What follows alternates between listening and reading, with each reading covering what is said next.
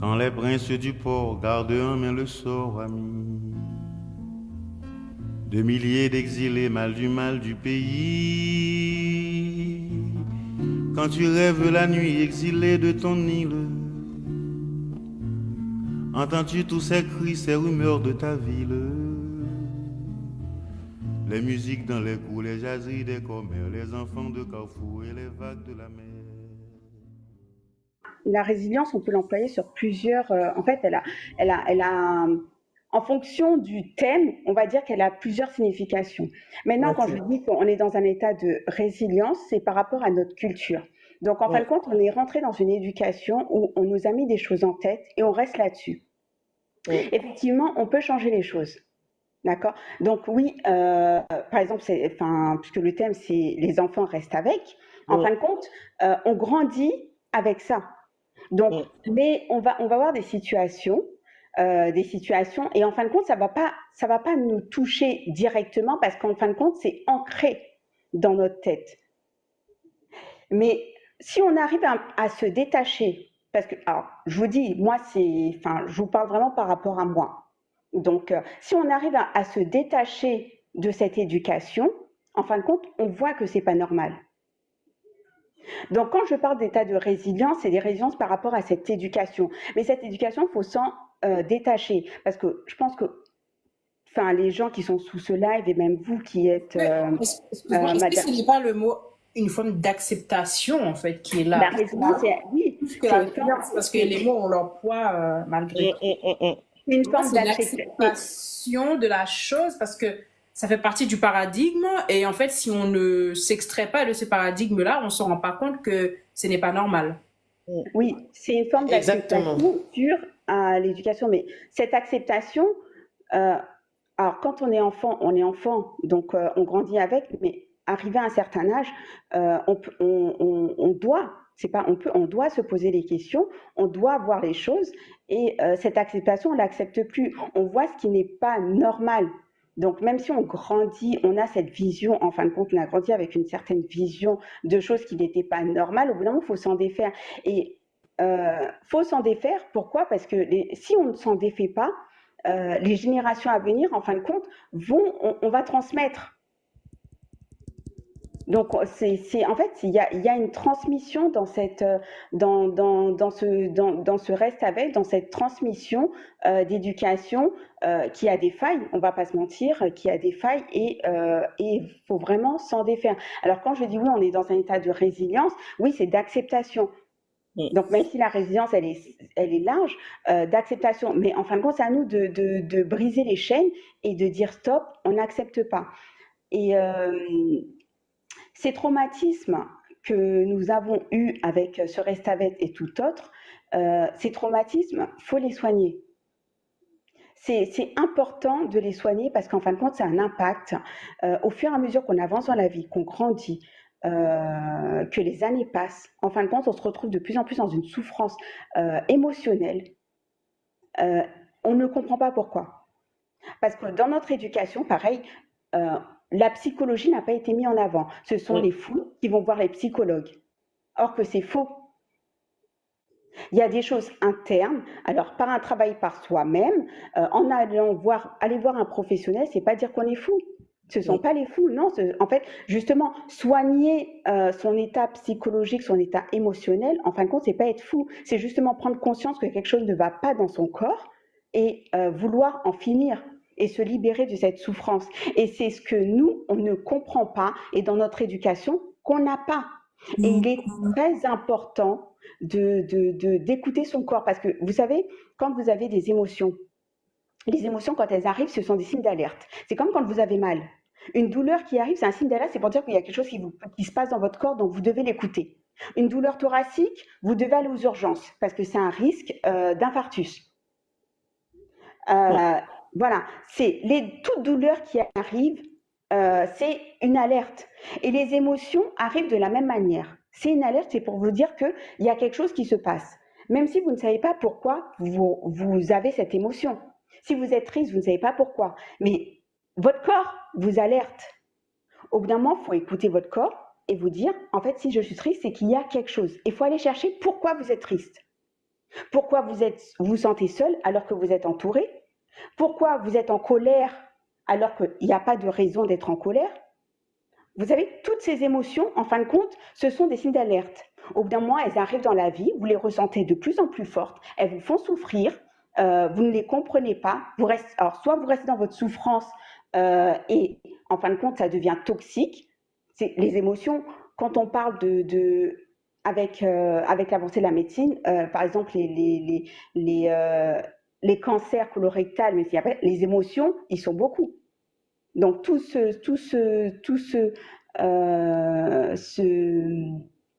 reste dans la paroi abdominale. Donc tout se passe au niveau abdo. Les émotions sont refoulées principalement au niveau abdo thoracique. Donc au niveau de votre bouche, les émotions sont refoulées là. Le choc émotionnel. En fin de compte, les gens n'ont pas conscience qu'un choc émotionnel peut provoquer l'arrêt du cœur. Le Takotsubo, par exemple. Le Takotsubo, c'est quoi? C'est le syndrome du cœur brisé. Et c'est réel. Une émotion, un choc émotionnel peut causer l'arrêt de votre cœur. Donc, à partir de ce moment-là, quand vous avez conscience de ça, vous savez que oui, en fin de compte, les émotions, à force de les refouler, oui, ça peut vous développer des cancers. Un choc émotionnel peut vous développer des lésions au niveau du col de l'utérus. Et ça, c'est quelque chose de véridique, parce que je l'ai eu. Sur un choc émotionnel, Dieu merci, alors, je n'ai rien, je n'ai plus rien, c'est parti, mais c'était sur un choc émotionnel. Et c'est le gynécologue qui a pointé ça. Je n'en avais pas conscience, je n'ai pas fait de gynécologie, je ne connais rien en gynécologie, voilà. Mais les émotions, tout ce qu'on refoule, en fin de compte, tout ce qu'on garde à l'intérieur est toxique pour le corps. Alors, ce qui se passe avec les émotions, c'est qu'il faut les accepter. Vous avez droit d'être en colère, vous avez droit d'être triste, vous avez droit, peu importe l'émotion, vous avez droit. Il faut l'accepter, il faut être OK avec ça. Et à partir du moment où vous êtes OK avec ça, vous allez pouvoir vous en débarrasser. Travailler aussi dessus, pourquoi vous êtes en colère. Donc, il y a tout un travail à faire dessus et pouvoir les refouler. Et c'est ce qui, nous, en fin de compte, au quotidien, nous cause ce mal interne qu'on peut ressentir. Et dans notre culture, en fin de compte, ce côté, en fin de compte, est négligé. On ne parle pas de tout ça. On refoule les émotions quand on ressent des choses. Si on a quelque chose à dire à nos parents, on n'a pas le droit de le dire parce que l'enfant est inférieur aux parents. Donc, en fin de compte, le parent, il dit quelque chose. Non, même si on n'est pas d'accord, on n'a pas le droit de le dire. C'est la fleur, excusez-moi, c'est plus encore, nous, on ne reconnaît pas la dépression. Il y a un sujet encore très tabou chez nous, la dépression. En fait, pour nous, on peut être dépressif ou on souffre de dépression, mais ils n'arrivent pas à mettre un point là-dessus. Parce que ils n'arrivent pas. Oui, c'est ça. Parce que moi, j'ai des semaines, j'ai fait une petite dépression, voilà. Je sais quand je suis dépressif, je sais.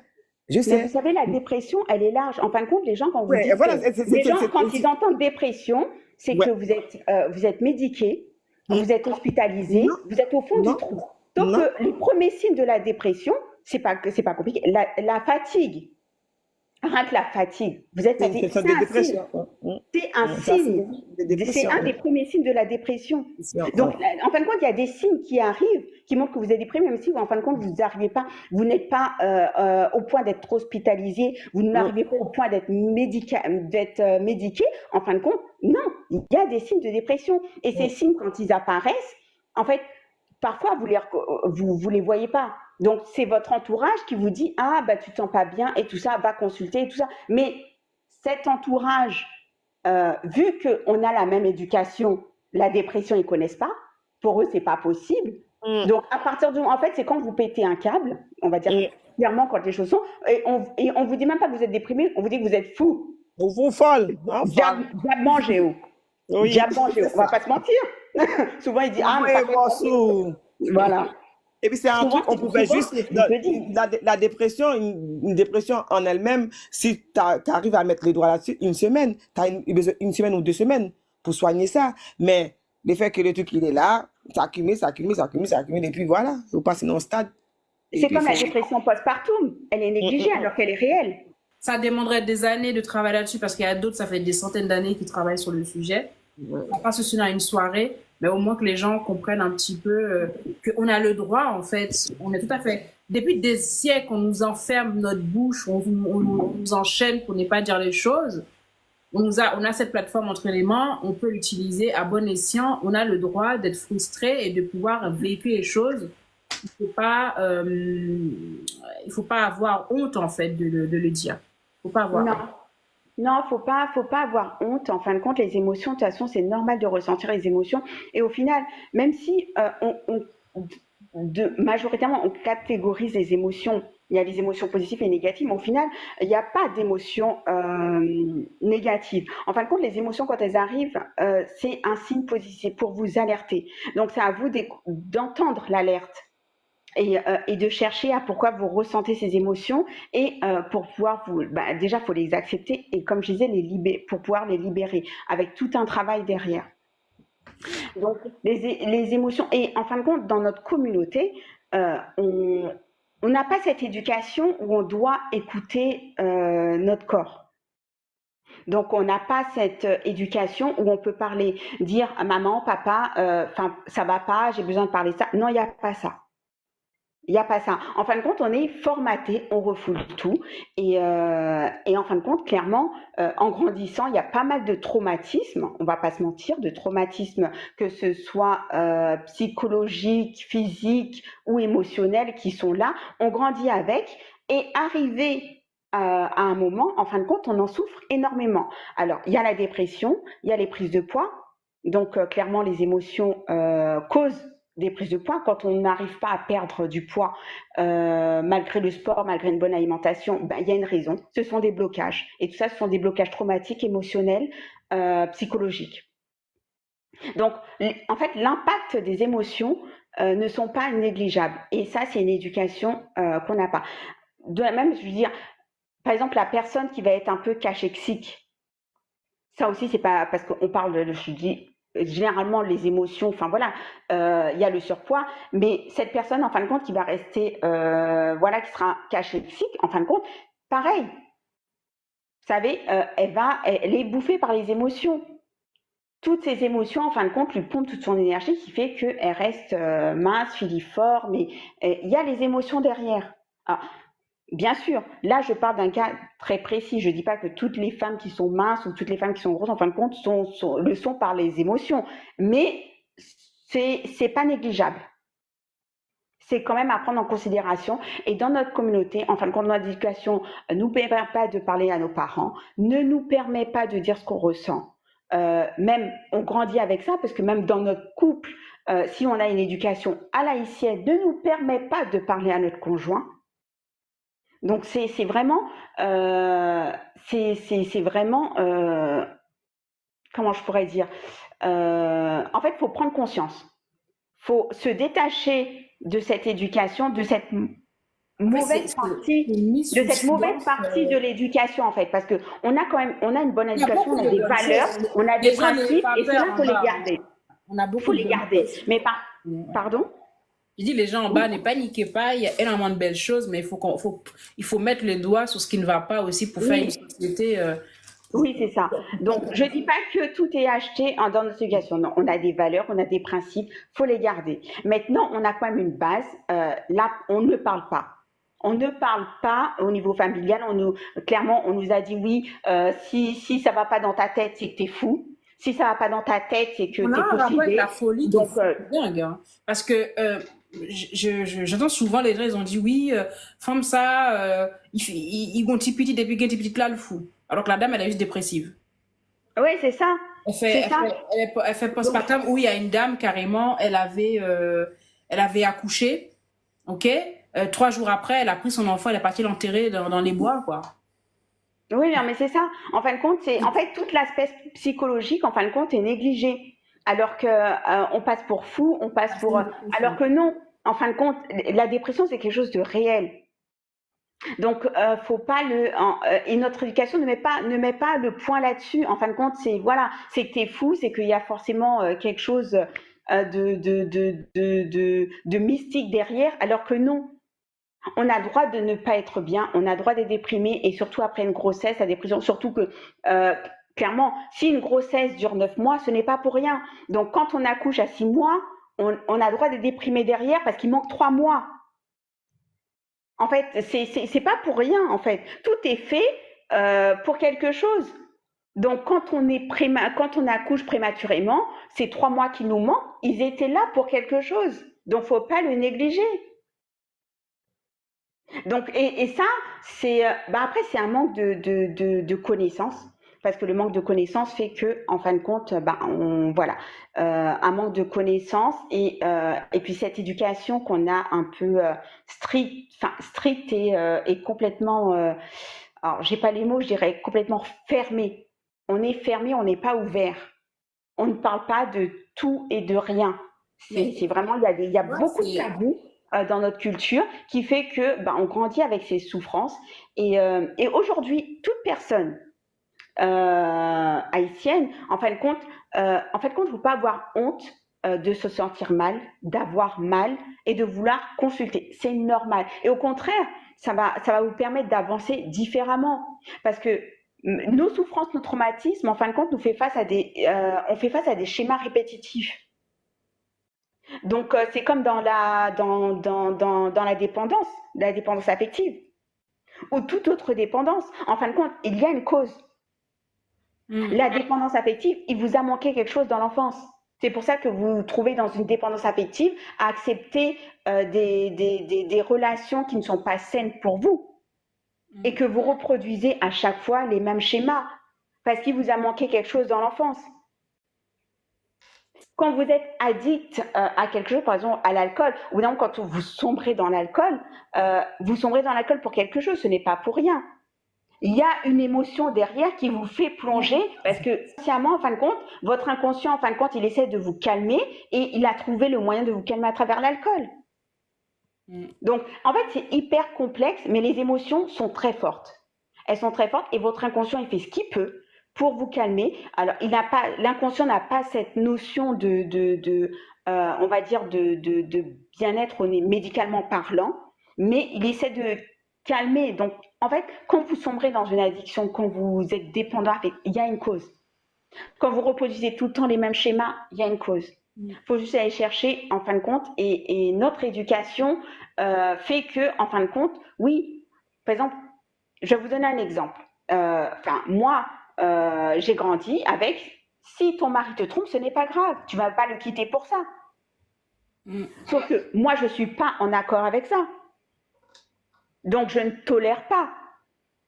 Beaucoup, on ne va pas se mentir, beaucoup de la communauté reste avec des hommes infidèles parce qu'on a grandi dans cet état d'esprit. Ou quitter ton mari parce qu'il est infidèle, ce n'est pas une raison pour le quitter. Donc, c'est pas normal. Et il y a la violence physique, la violence verbale. Pareil, la violence physique, la violence verbale, quand vous acceptez cette violence physique verbale, en fin de compte, il y a une souffrance derrière. Il y a une souffrance, mais vous ne contrôlez pas, en fin de compte, vous n'avez pas le contrôle là-dessus. Vous êtes là, vous êtes un peu emprisonné, et en fin de compte, il faut prendre conscience et pouvoir guérir vos blessures, ce qui n'est pas facile. C'est clairement pas facile. C'est très difficile de prendre conscience des choses. Mais accepter quelque chose qui n'est pas bon pour nous, qui nous fait souffrir, non, on n'est pas, en fait, personne n'est venu au monde pour souffrir en vrai. Donc voilà, c'est vraiment quand on s'inflige une souffrance, qu'on décide de rester en souffrance, non. On n'est pas SDF, on a perdu un travail, on n'a pas de logement ou on souffre dans la rue. Non, quand vous décidez de souffrir avec un conjoint, enfin voilà, c'est vraiment bien que c'est pas facile. Parce que je sais que peut-être que je vais mâcher un peu mes mots et je vais revenir là-dessus. Par exemple, ces femmes qui qui subissent les violences de leur mari, c'est très difficile pour elles de s'en détacher, mais c'est très difficile pour elles de s'en détacher parce qu'il y a une blessure derrière. Il y a une blessure. Et quand elles s'en détachent, ces femmes, majoritairement, quand elles s'en détachent, parce que j'ai parlé avec certaines d'entre elles, quand elles se détachent, c'est qu'en fin de compte, au bout d'un moment, elles sont arrivées en disant, OK, je suis prête à mourir. Parce qu'elles subissent tellement l'enfer, elles subissent tellement les coups, que quand elles arrivent dans un état d'esprit en disant, de toute façon, je suis cuite, je vais mourir, et c'est là qu'elles arrivent à prendre la fuite. Tant que vous allez me dire que c'est difficile, mais c'est ça. C'est le En fin de fameux, compte, c'est le c'est fameux, c'est fini. l'histoire, quoi. C'est fini. Elles ont dit c'est bon, je jette l'éponge. Et là, elles s'en défont. Tant qu'elles se rattachent à la vie, elles se rattachent. En fait, c'est ça. Souvent, ces femmes-là, c'est quand elles se sont dit que voilà, je sais que je vais mourir, elles jettent l'éponge. Elles disent c'est bon, je ne veux plus vivre, c'est bon, je ne veux plus vivre comme ça et tout ça. Mais elles se défont de ces femmes-là. On ne peut pas. C'est pour ça que ces femmes-là qui restent avec leurs conjoints violents, on ne peut pas les juger. Et il ne faut pas les juger. Parce que c'est extrêmement difficile pour elles, déjà, de par ce qu'elles vivent, et de s'en détacher parce qu'il y a une blessure derrière. Et quand elles se défont de ça, mais il y a pas mal de femmes qui décèdent sous les coups de leur mari. Et moi, je vois à travers les réseaux sociaux, il y a beaucoup de femmes qui sont critiques en disant oui, si elles voulaient, elles seraient parties. Non. En fait, c'est bien plus complexe que ça. Oui, alors imagine que cette femme-là, elle a été hostée avec depuis son 7 ans, battue, machin, jusqu'à ses 16-18 ans. C'est ça. Elle rencontre un homme, elle va vivre chez l'homme. Vous pensez qu'elle aura toujours pas de notion de liberté, pas de notion de bien-être, pas de notion d'estime de soi? Demain, elle va manger des coups. On va dire cette personne de partir, elle a quand même pas eu un travail qui a été fait de soigner cette personne. C'est impossible. Non, et l'amour et l'estime de soi, justement, qui vous permet d'aller de l'avant, qui vous aide à prendre des choix, en fin de compte, est perdue. Il n'y a pas. Elle n'a pas d'amour pour elle-même, elle n'a pas d'estime pour elle-même, donc en fin de compte, du coup, elle reste là-dedans. J'avais demandé à sa reconstruction derrière, ça va être de retrouver l'amour et l'estime d'elle pour ne pas retomber dans une relation encore de ce type. Donc, il y aura toute une reconstruction et un travail derrière qui est énorme.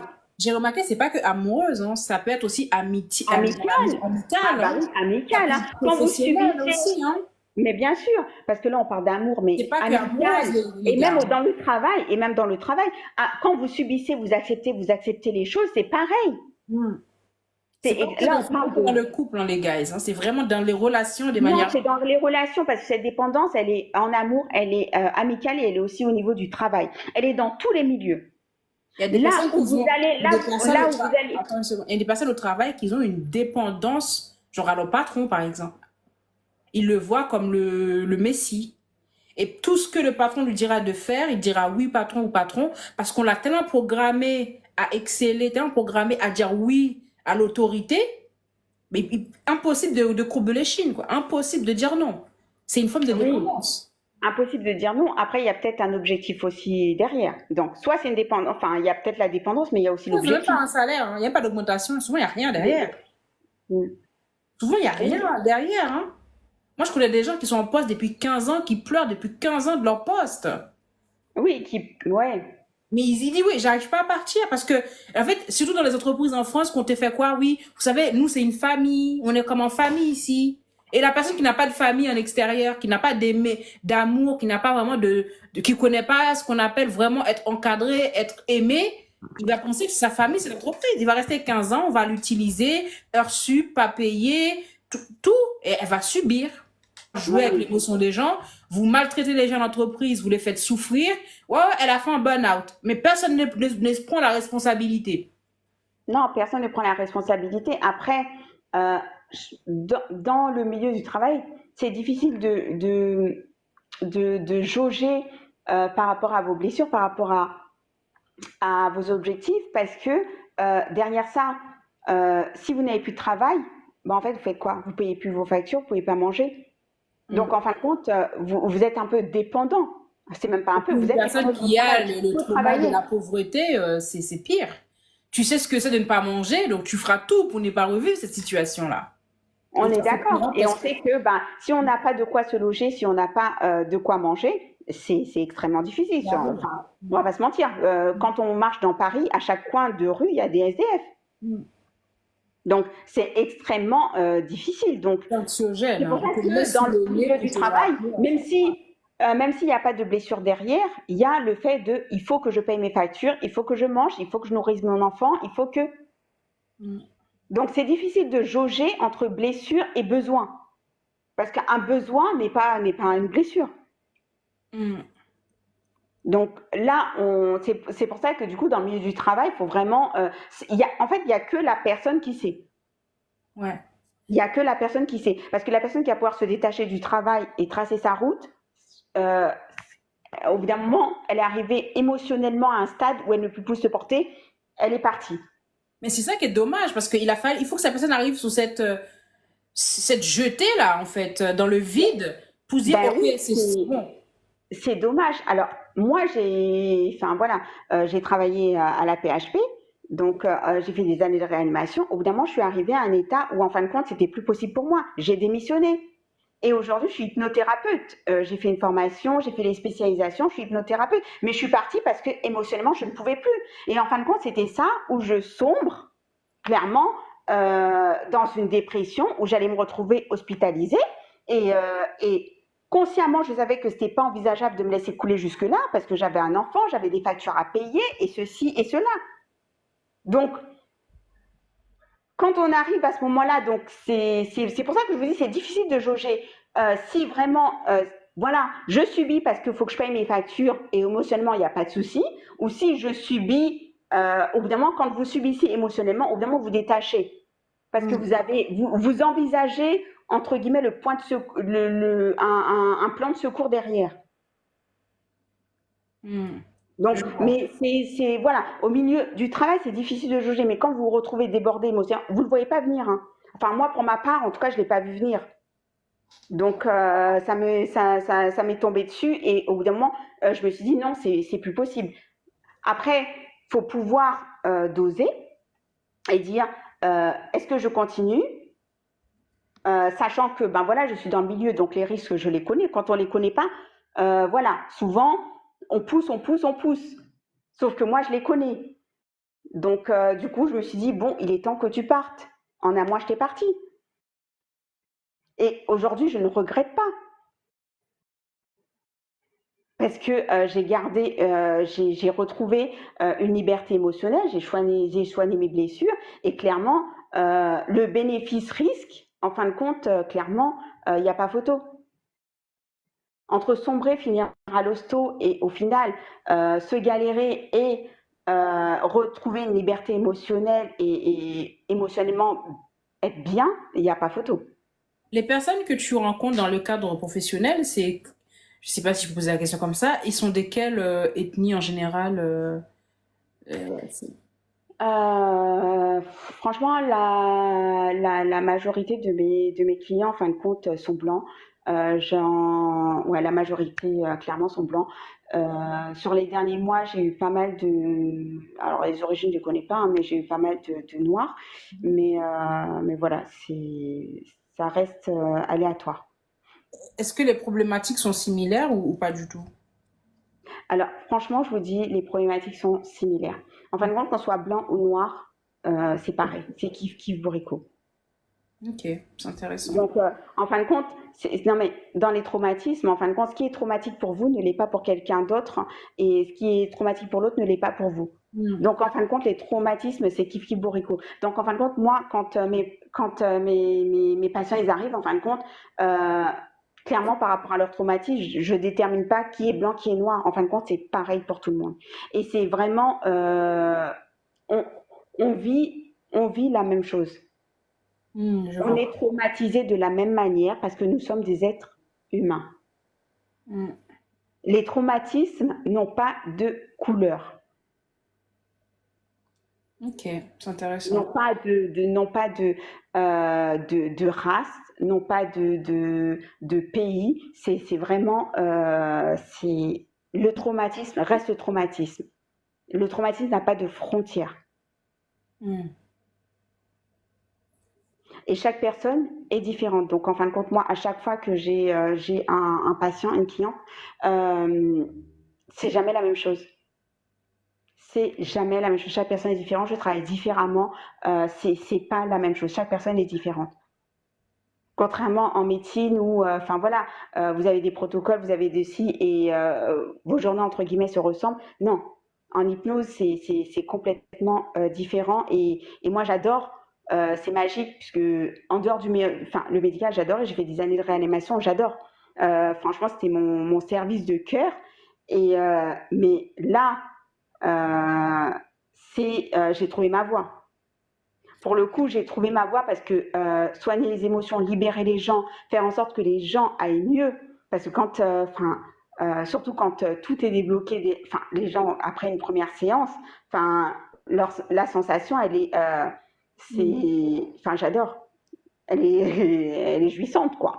C'est vraiment, les gens sont libérés. Il y a eu un travail qui est fait et vraiment c'est en fait, c'est ce côté qu'on n'a pas, qu'on ne trouve pas, qu'on ne soigne pas dans le milieu médical. Et j'ai trouvé avec l'hypnose.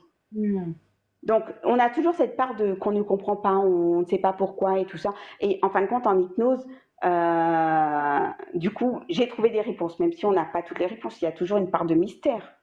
Donc, l'hypnose et la médecine, c'est quand même quelque chose de complémentaire. Mais c'est... Par rapport à la communauté, comment est-ce que tu penses qu'on peut, en dehors des réseaux, comment on sensibilise? Parce qu'en fait, c'est vrai, on parle de beaucoup sensibiliser. Ouais, Mais comment ça se matérialise concrètement, en fait? Parce qu'il y a des sujets sur lesquels on peut sensibiliser. Je sais pas moi, oui, c'est l'été, les gars, mettez votre crème solaire, buvez de l'eau. Il y a des campagnes de publicité partout. Parce qu'en fait, j'ai l'impression, pour sensibiliser, en face, les gens, ils ont besoin que ça ait d'une autorité. Tu vois? Ouais, mais parce que dans notre communauté, justement, en fin de compte, on est éduqué face à l'autorité. C'est Donc, on ça. vous a dit, donc vous allez. Donc, Donc, j'essaie de sensibiliser, d'en parler ne devient plus pas loin. santé publique, moi, ce qui m'inquiète, c'est que si ça ne devient pas santé publique, qu'est-ce qu'on fait? Parce que même santé publique, on met en doute. Alors, imagine, voilà. On nous met en doute. Alors, comment sensibiliser? Je dirais que chacun à notre manière, en fin de compte, on fait du mieux qu'on peut. Parce que clairement, j'ai pas la réponse à votre question. Et moi, de mon côté, j'essaie Parce que je me la pose aussi. Je suis quand même têtue quand j'ai une question. Ouais. J'aime bien la Non, lancer c'est comme clair, ça. mais je suis d'accord avec toi. Moi, j'essaie de sensibiliser. Et effectivement, c'est quelque chose de pas facile. Mais je pense que à force de persévérance, ouais, on va réussir à sensibiliser les gens et notre communauté, parce qu'au final, l'Occident est quand même sensibilisé à toutes les thérapies. Sauf que nous, on reste fermé là-dessus. Et je pense que, en fait, chacun travaille là-dessus. Et je pense qu'à force, on va y arriver. Vous savez, l'union fait la force. C'est ce qui a marqué. On va pas se mentir. Et malheureusement, enfin, c'est même pas malheureusement. En fait, c'est ça. Sur notre drapeau, il y a marqué l'union fait la force. Et en fin de compte, c'est comme ça qu'on va réussir à faire bouger les choses. On va pas se mentir. Donc, chacun de notre côté, on y travaille et puis on se rejoint et puis on continue le travail. En fait, c'est ça. Il y a grain de sable qui fait qu'on appelle ça. Voilà, c'est chaque grain de sable, chaque pierre qui fait que, au bout d'un moment, on arrive à construire, en fait, une plage. On arrive à construire un mur. Donc, c'est ça. Mais moi toute seule, vous toute seule, non. C'est petit à Mais petit. c'est vous de votre côté, moi de mon côté. Et finalement, on se rejoint. Et finalement, qui va faire que ça va bouger et que les gens... parce que pour le coup, puisque votre thème, c'est le reste avec. Et derrière le reste avec, il y a énormément de blessures qui impactent la vie d'adulte. Et surtout parce les que femmes. là, on en a parlé par rapport à Haïti, mais c'est pour ça que je disais au début du live, je disais, le problème, c'est pas que Haïti, ce sont aussi les gens, parce que en France, il y a des gens qui le font. Oui. Aux États-Unis, au Canada, ils le font. Oui, donc, alors c'est sûr de rester avec, bien sûr, avec le projet Biden. Il y en a plein. C'est arrivé, mais en France aussi, mais bien sûr. Mais les gens, le problème. C'est les gens, c'est les mentalités, c'est les états d'esprit. Et donc, cette histoire de rester avec, j'espère que demain, ça va stopper. Mais moi, quand je vois qu'avec le projet Biden, en fin de compte, les gens, ils souffrent en arrivant au State, je me dis non. Et on est en 2024, hein. Et je ne sais pas si vous voyez à travers les réseaux, vous avez pas mal de vidéos, en fin de compte, qui restent là-dessus, parce que justement, ça se fait de plus en plus. Donc, avec le projet Biden, en fin de compte, ça s'est amplifié. Donc, faut stopper ça. Faut stopper. Mais ça, en fin de compte, ça remonte à bien plus loin. C'est ancré. Mm. C'est ancré et ces systémique. chaînes, et il faut briser les chaînes. Faut stopper ça. Donc, votre enfant qui grandit avec cette vision, faut lui dire non, c'est pas ça. Pour que les chaînes puissent se casser, en fait. En fait, c'est changer à chaque génération. Parce que si votre enfant grandit avec ça, il va reproduire, il va reproduire, il va reproduire. Et ça continue. Et c'est ce qui se passe. Qui fait qu'aujourd'hui, en 2024, on est toujours à ce stade-là. Mais oui, parce que ces gens-là qui font venir des personnes chez eux, ils ont quoi? Ils ont 40, 50 ans. Ils sont pas vieux. C'est ça, en fait. Oui, ils ont déjà des enfants. Enfin, après, je me suis pas penchée sur l'âge, mais dans tous les cas, oui, ils ont une situation qui fait que le projet a été validé. Bah oui. Le projet a été validé, mais ces gens-là font souffrir. Donc, ça veut dire qu'en fin de compte, pour eux, c'est une situation normale. Alors que non. Donc, en fin de compte, ils vont montrer à leurs enfants, parce que s'ils ont des enfants encore à domicile, ils vont montrer à leurs enfants que, en fin de compte, faire souffrir son compatriote, c'est normal. Donc, cet enfant, en grandissant, il fera venir son compatriote, il va le faire souffrir. Mm. Donc, faut casser, faut arrêter avec ça. Mm, c'est vrai. En France, il n'y a pas de projet Biden, mais c'est pareil. Les gens qui viennent, c'est pareil. J'ai déjà entendu parler, j'ai déjà vu, c'est pareil. Et il faut arrêter avec ça. Mm. Donc, ce reste avec, c'est pas demain qu'on va l'arrêter. Mais par contre, à force d'en parler, à force de sensibilisation, chacun de son côté et en nous réunissant, je pense qu'on va y arriver. Mm. Et c'est vraiment, franchement, moi, c'est bête, hein, mais clairement, il n'y a que l'union. Plus on va s'unir, plus on va se soutenir, plus on va travailler ensemble. Et ça, vous savez, c'est quelque chose de difficile parce que l'haïtien a du mal à se soutenir. Mm. Il a du mal à pousser son voisin pour avancer. Non, il ne voudra pas que son voisin avance parce que lui, il est derrière. Et quand ça se fait, on peut accomplir des choses extraordinaires. C'est ça qui est fou. Exactement. Donc, en fin de compte, il faut qu'on se défasse de tout ça, il faut qu'on se réconcilie avec nous-mêmes. Dire, voilà. Surtout quand on voit l'état du pays. Clairement, si on ne se bouge pas, demain, il n'y aura plus de pays. Bah, le plus, c'est que les gens veulent faire pays, mais pour qui? C'est pour eux là qu'il faut le faire ce pays. Mais eux-mêmes, ils sont malades. Ils veulent rester. Tu veux construire une maison pour mettre des fourmis dedans et les fourmis vont te ronger ta maison en fait. Non.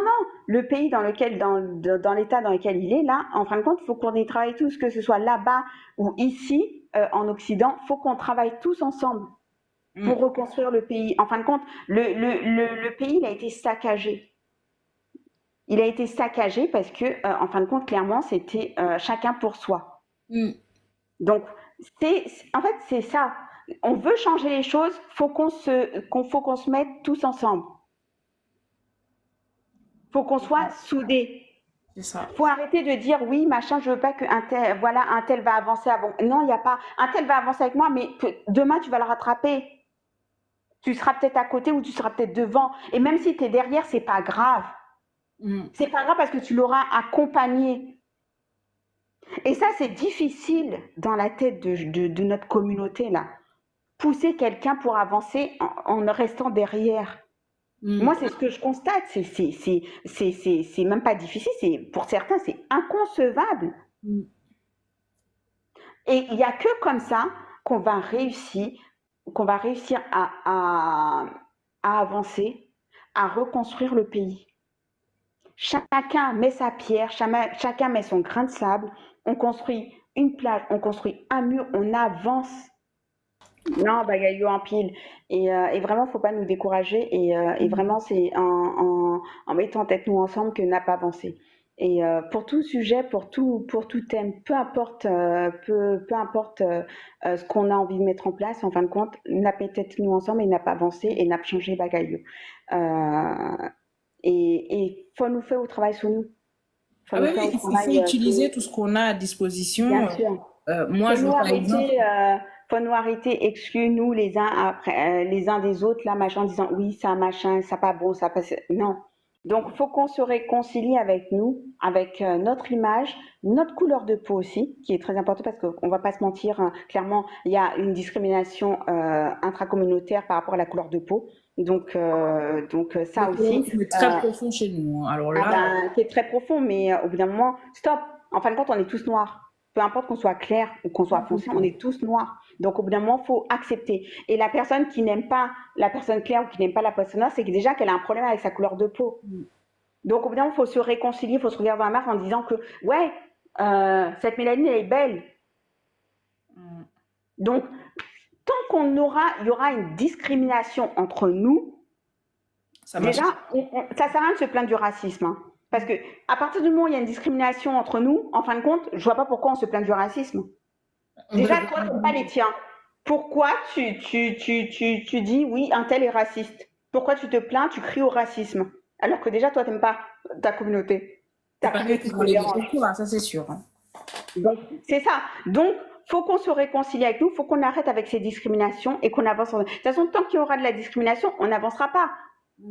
Donc, pour moi, le colorisme, parce que j'ai fait un live il n'y a pas longtemps, le colorisme, c'est quelque chose que pour moi, en tout cas, c'est mon avis, on peut en finir avec ça. Dans la communauté haïtienne, je parle vraiment de la communauté haïtienne, voilà, je ne parle pas au niveau mondial, on peut en finir avec ça. Au bout d'un moment, il faut arrêter de dire un tel est clair, un tel est foncé. Aujourd'hui, on a les mêmes avantages. Et encore, si tu as dit clair, son pile mot péjoratif, hein, il nous est en tout en coup, je sais pas quoi, caca c'est ci, caca c'est là, blablabla. Oui. Si encore c'était juste t'es clair, t'es foncé, mais c'est que des mots hyper méchants. Oui, bah, c'est que des mots hyper méchants. Après, moi, je suis claire, donc je l'ai vécu en tant que claire, mais je sais que, voilà, en tant que noire, tu vis aussi toutes les insultes derrière, donc toutes les comparaisons qu'il y a derrière. Donc, c'est pour ça que je dis, au bout d'un moment, il faut arrêter avec ce colorisme. En fin de compte, ce colorisme, il y a une histoire derrière. Et en fin de compte, vous pouvez comprendre et changer les choses. En fait, si vous ne comprenez pas les choses, vous ne pouvez pas changer les choses. Donc, il faut chercher à comprendre. Franchement, il y a Peau Noire, Masque Blanche qui explique très bien ce qui se passe au sein de notre communauté à ce niveau-là. Il y a aussi le livre là sur les cheveux. Comment ça s'appelle? Peau noire, cheveux crépus, une aliénation, quelque chose comme ça. Peau noire, cheveux crépus. Ce livre, il est femme, classe et race, exactement. Il y a Peau noire, cheveux crépus qui explique extrêmement bien tout ce qui s'est fait, toute l'industrie, comment elle a travaillé pour nous transformer, pour nous détruire en fait notre peau, notre melaline, tout ce qu'on est. Pour ressembler à l'Occident. Et sur YouTube, il y a plein de vidéos, il y a une sœur sur YouTube. Mais en fait, si vous n'allez pas chercher, vous n'allez pas savoir. Ils ne viendront pas à vous. Hein. Mais c'est ça. Donc, en fin de compte, les gens ne veulent pas savoir. Ils préfèrent rester dans leur discrimination, dans leur racisme et tout ça, sans aller chercher à savoir. Malheureusement, en fait, si vous ne cherchez pas à savoir, vous n'allez pas comprendre, vous n'allez pas changer les choses. Donc, il n'y a pas de magie dans tout ça. Donc, vous comprenez pourquoi. Du coup, ça crée un impact. Vous voulez changer les choses et les choses changent. Donc, mais si vous n'avez pas changé les choses et que vous écoutez un tel machin qui dit non, ça prend pas. Il faut comprendre en fin de compte pourquoi les choses sont là. C'est ça. Et si on ne va pas se réconcilier avec nous-mêmes, on n'avancera pas. Et ça c'est un fait. Et malheureusement, là, vous voyez, hein, c'est clair. On en paye les pots cassés. On en paye les pots cassés, clairement. Enfin, bref. Voilà, quoi. En tout cas, j'espère que les gens en bas, vous êtes édifiés. Hein. Enfin, à notre niveau, partagez l'information, gardez pas pour vous. Moi, c'est une qualité que j'aime chez moi, c'est que je ne garde jamais pour moi ce que je sais. Donc, partagez l'information, sensibilisez un maximum aux gens autour de vous, ça coûte rien. Ok, un petit SMS, dire à une personne, est-ce que chez toi il y a un reste avec et tout, si c'est le cas, est-ce qu'on peut en parler, etc. Faut pas hésiter à le faire. Si la personne est fermée à ça, ben rappelle-lui que la loi c'est l'interdit et que faut pas faire ça parce que ça a des séquelles, etc., etc. Ou bien si la personne continue quand même à vous emmerder, allez sur YouTube, on voit la vidéo de la sœur Ingrid, No Filter. No Filter, hein. C'est une très bonne vidéo d'ailleurs. Sur YouTube, On est revenu. il y a plein de vidéos qui parlent de ça. Donc, si on veut faire société, en fait, il faut tous les sujets sont là. On parle des gangs, on parle des géopolitiques. Moi, je maîtrise pas ces sujets-là. Je lis plus tout ce qui est social, sociétal et tout ce qui est femme, enfant. Chacun ses spécialités. Et si j'en parle aujourd'hui de Restavec, c'est parce que j'ai passé des heures à lire des trucs, à regarder des vidéos, à prendre des notes, des statistiques, des chiffres comparés. Voilà, je suis venue blinder. Donc, partagez ce que vous savez. Il y a un site internet qui s'appelle Zami Timoun. C'est une association pour les enfants qui a beaucoup d'articles aussi, qui sensibilise là-dessus aussi. En tout cas, Flafleur, je me suis abonnée à toi. Merci en pile. Merci en pile.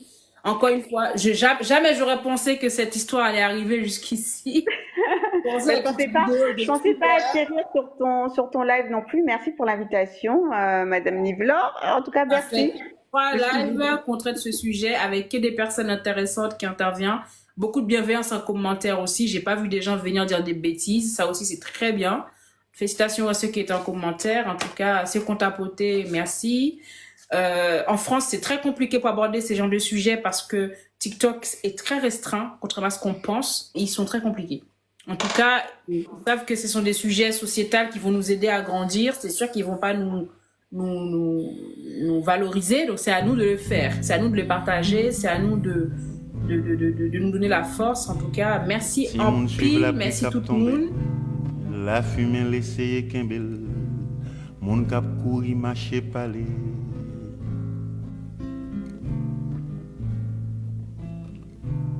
Li gen pou l'grandi gérondier, pour le tourner un monde k'ap pensé dans la vie, ça pour le décider. Ou bien le rete yon va nu pied, ou bien le demander qui s'est passé, qui j'en pour la vie avancer.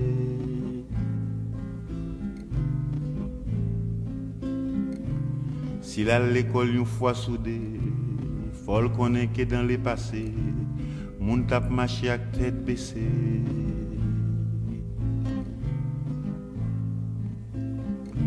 L'enfouiller, chercher, questionner, les fini par prendre des idées comme dominant, ak dominer.